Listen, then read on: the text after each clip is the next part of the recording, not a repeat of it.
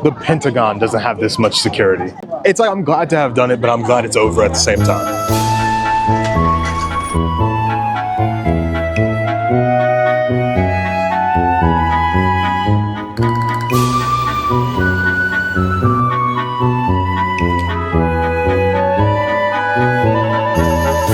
Good morning from Beijing. We took a 4.5-hour China high-speed train here from Shanghai. This is one of those places that as an American is a total mystery. Like, it may as well be the moon. Like, it's so far away. I'm never coming here. Like, I would have no idea what this place actually looked like. And then from everything that I've read and seen, I expected it to be this stuffy capital city. None of that is true. So come spend a week with us as we peel back the layers of this very mysterious city, starting with coffee.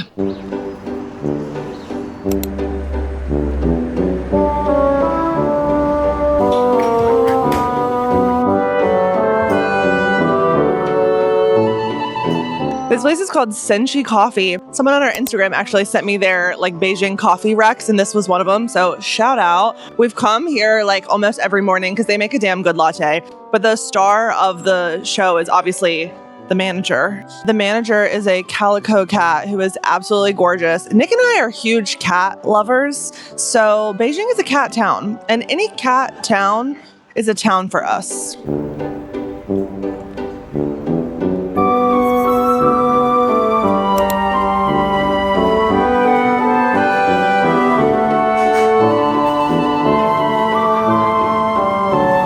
The branding of this place is so cute. They have all of those different illustrations on their packaging. I'm not a big fan of filled things, so maybe I wouldn't get this next time. I like things that are sticky sweet, not gooey sweet. There are all these residential back streets, aka hutongs, and they're just tree-lined and gorgeous and local. You see people with their kids on their bikes. And that's my favorite thing to do when I travel is just people watch. So it's been really fun.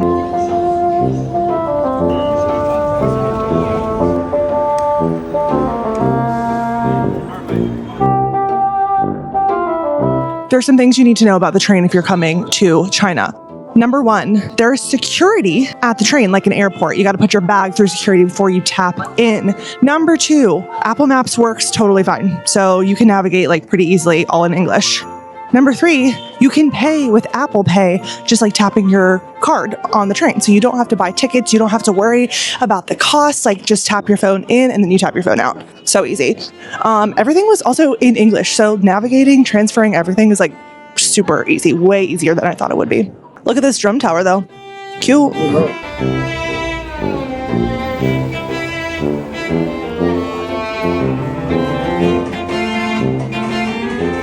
Okay, guys, on the way over here, I was starving. So then I saw this guy selling meat pies, I guess. And I have no idea what's in them. I'm just gonna give him a shot and see what's going on in here. Did you fucking see that? You can't eat these in public. It's greasy. And it explodes every time I bite into it. Ray, I'm sorry I stained your new purse.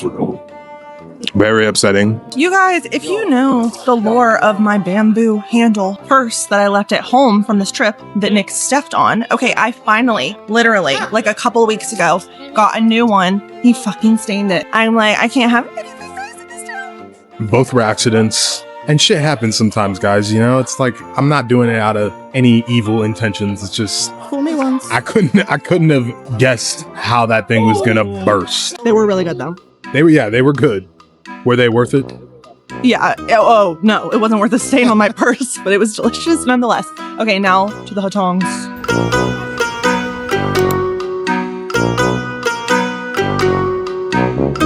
Oh shit. Okay. I didn't even think of that. Oh yeah. Yeah. Fashion queen. We just went into that vintage store. It was super cute. For 299 won, which is $40 maybe. I don't know. Yeah, $40. You can fill a bag with clothes and you can do jackets, shirts, everything. They had some cute stuff. And then of course the one thing that I wanted was a silk scarf that was $60. So I didn't get anything, which is fine because I don't need anything, but it is a cute little spot.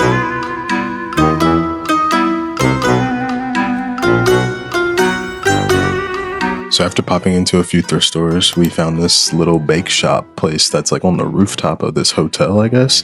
But it's not the only place up here. There's like multiple restaurants in here. It's pretty cool. I mean, we ordered a Detroit style pizza, which I didn't think I would ever find in Beijing. But, you know, we'll take it when we can get it. We're also drinking New Zealand beers. So it's really a global affair. Something I've been thinking about is I saw this TikTok that was saying like Chinese people and Americans are really similar. And I've been thinking about it while I'm here and like trying to see where those similarities might be. And you can definitely see it in like how people are like very outgoing and super friendly and like willing to come up and talk to you. But also, I feel like it's just such a big country that like they're kind of insulated in the same way that we are in the US, you know? So when they see foreigners, it's kind of like, oh shit, there's a foreigner, you know? They're just smiley on the street. They look like they have an inside joke. Everyone seems in such good spirits. People, like it's a bike town. People ride their bikes singing down the street. Like it's so fun to watch people interact because the vibe is so positive.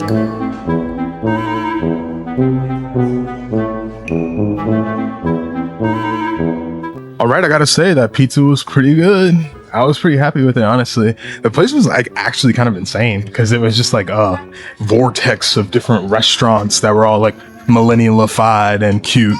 I think now we're gonna head to this beer bar that Ray picked out for us. It's also in the Hutong area. As you can see, I'm blocking a car from getting through right now. These are really narrow alleyways and not a lot of room to maneuver. So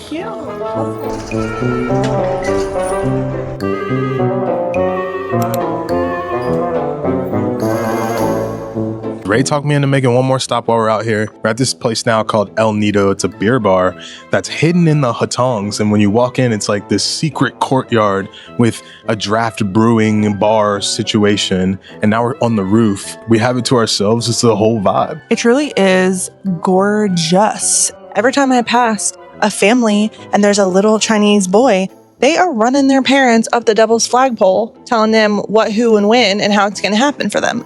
And it's iconic. The other thing that's crazy about China is the loitering in front of stores. People that have no relation to the store, haven't purchased the thing, will just sit right in front of the store. Like if they have seating outside or if there's like a windowsill that they can rest on, they will be seated there. And that is something that in America just would not fly. Anyways, y'all, we're going to finish these beers, go home to rest, and then we have Peking duck dinner. I don't know if you knew this, but we're in Peking. Beijing is Peking.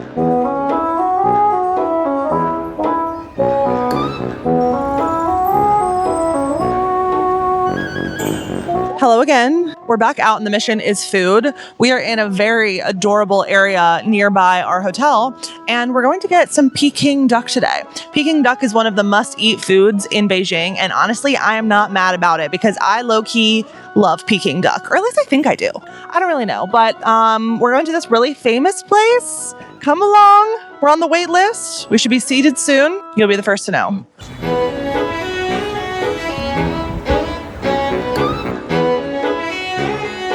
Welcome back to Ray's travel planning channel. In addition to Alipay, which you should set up before coming to China, you really need to set up WeChat. WeChat is used so much more and for so much more than I thought. Like for example, we're on the wait list for this restaurant right now and they give us a QR code. So what I'm gonna do to see my place in line is scan it on my WeChat and then it pulls up like a Discord almost that tells you how many tables are in front of you, which then you can translate to English using like a Google or Apple Translate to see the real tea. But you definitely use WeChat way more than you would expect. First time in Beijing? Yeah. Oh, My first time in China. I'm very happy to see you. Very beautiful girl. We're happy to see you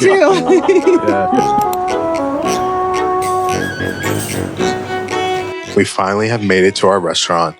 And I would say it's worth the wait so far. Everything has been delicious. We've got Peking duck, lamb with scallion, minced pork bun, a salad with peanuts, and a bottle of wine, and everything's been delicious. We actually haven't tried the Peking duck thus far, so let's give it a shot. You can eat the duck straight up, but a lot of times it's often served with condiments, and you put it on this rice paper. That's the best Peking duck I've ever had. The skin is bulletproof, so thick, so crispy. It's so rich. And that's the thing is like if you eat it on its own, it's maybe too rich, but when you do the wrap and you add some cucumber, some of the sauces to lighten it up, it's better. Okay guys, welcome to our hotel room. This place is giving like casino Vegas vibes. It's like got this retro carpet on the floor and the big ass mirror behind the bed. But honestly, we didn't do too bad for a last minute find, I'd say. Anyways guys, we put on pants. Ray's changed into her sweater rag. We're gonna hit the city, see what they have in store for us out there. We're gonna grab some lunch, maybe hit Tiananmen Square. So let's go do it.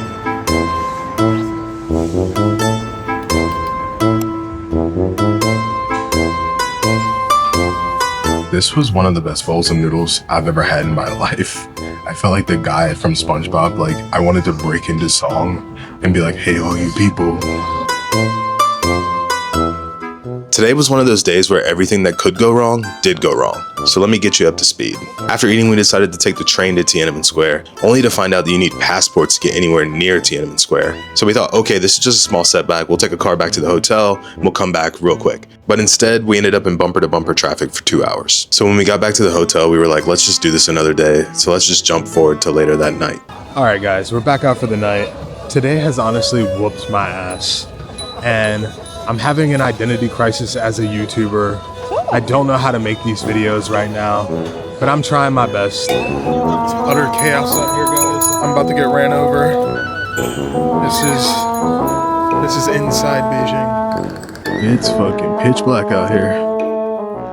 One thing I really like about Beijing compared to like Shanghai has this like conference town city vibe to it where it kind of feels like very transient. I feel like Beijing feels so lived in. Like there are like people waiting for the kids to get out of school.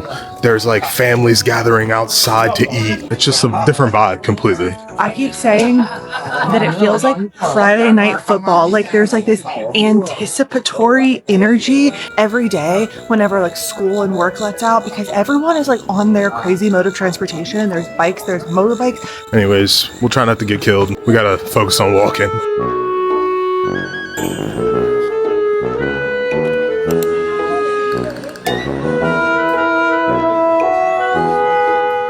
Okay, like a light in the darkness, Great Leap Brewing is... The fuck? Anyways, cheers. Oh, anyways, cheers. This beer sucks, but the vibes here are incredible. I can't believe we get to experience things like this, you know? Coming from Shanghai, I really thought like here in Beijing, you hear about all the people who stare at you when you're foreigners and how much you're gonna stand out. But I honestly don't feel that way here. I felt that way more in Shanghai. I really thought in Shanghai, like people would like get up in your grill a little bit just to kind of check you out. And here, I just feel like we blend in. We don't really blend in, but it's actually pretty touristy in Beijing. Like there's a lot of foreigners here actually, especially like we're staying in the central area and there's a lot of whites roaming around here. No Americans. Yeah, no Americans, which makes sense. I mean, if you saw the military parade, I'd steer clear too. That shit was cold though. I mentioned earlier that I was having an identity crisis about vlogging. A lot of times, like, I just want to be in a scenario like this where I just get to talk my shit. I guess what it comes down to is, are people watching for us or are they watching for the travel? You know what I mean? They're like, keep it locked in, brother. I'm watching for the travel. Right, exactly. Like, I get that, you know, it's cool to see people in cool places. I don't know, Ray thinks I'm too rigid about like planning the vlogs. Trust me, I love to talk. I would love to just sit here and talk my ass off. I'm really like an actor in Nick's movies. Like he has lines for me. Those aren't communicated to me, nor would I listen to them if they were. And then he edits the vlog and cuts my parts out of it. It's like... I'm being censored. I mean, I like to listen to other YouTubers talk, so maybe someone would feel the same about us. Can't imagine why, but we'd love to do this more often. We should go out sometime together, guys.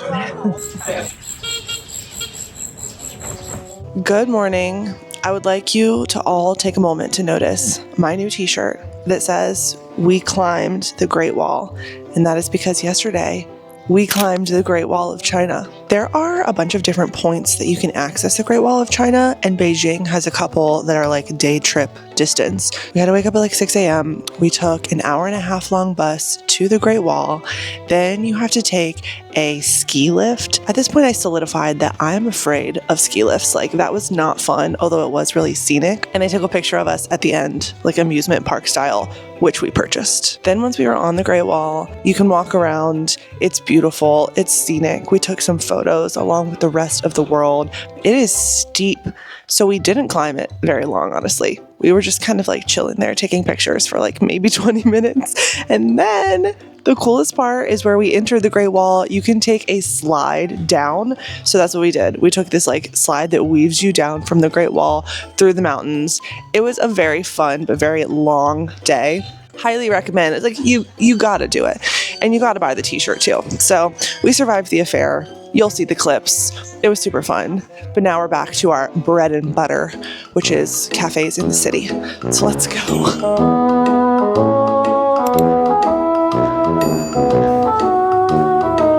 So I actually found this not on Apple Maps. I pulled up Beijing Maps, and even though it's all in Chinese, I just opened my third eye and found this place, and they said they had cats. I don't see any cats. That's all right, because this is a beautiful space, clearly. We're upstairs in their art atelier. The coffee's pretty good, so no complaints on my end. You guys, my allergies are absolutely fucked, and it's because we went to the Great Wall yesterday.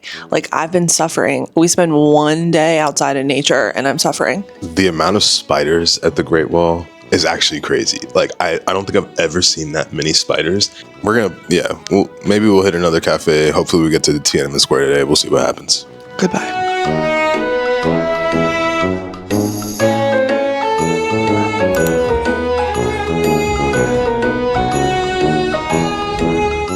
We moved hotels, by the way. Oh my God, Nick, look at this thing. Look at this honker. This was $1. It's like a crepe pancake, if you will. Green onion in there, I think, and then you can choose your toppings. I got fried egg and sausage, and it smells delicious, and it is as big as my head. Who could be mad at that? So good. I love it here so much. I can't believe how much I love it. Top 3, easy. I don't know what the other 2 are. Don't press me. It's like top 3 capital cities.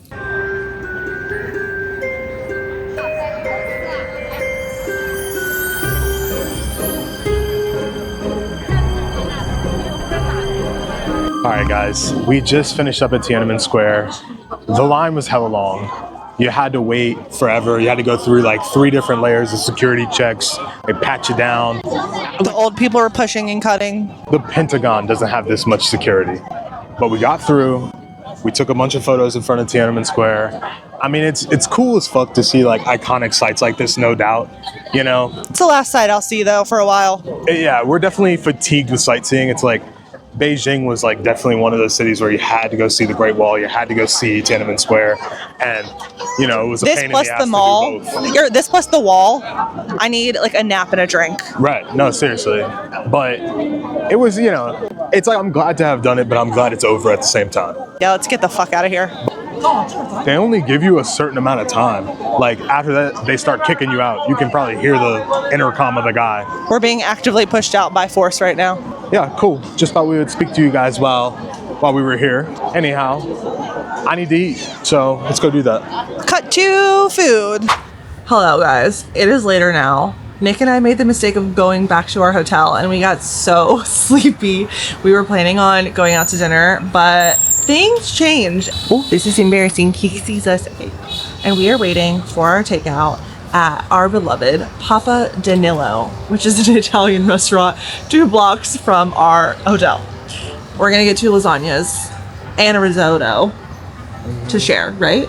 Right. Okay, thank God. And yeah, we're gonna take it back to the hotel room, eat it in the middle of the bed. Shout out to my mom. That's her thing. She says eat things in the middle of the bed. It's a middle of the bed dinner night. Yeah, and then we gotta pack. We gotta go to. We got a 4.5 hour train ride. I wasn't gonna reveal our next destination. Okay, our next destination is 4.5 hours away. I feel like this trip to Beijing is like the perfect example of why we're so hashtag blessed to be long-term traveling, because if we stayed here for 2 days and we did all the sightseeing that you're supposed to see, we would hate it because it's not fun to go sightseeing. But because we were here for like 10 days, we really got a local vibe, and like we just loved it, and it was so much fun, and I'm so grateful for the experience. Yeah, beyond blessed. Hashtag blessed. Like, hit the fucking hype button, I guess, guys. That's a new thing. Comment if you want to make us feel good about ourselves, and we'll see you maybe next week. I don't know. Goodbye.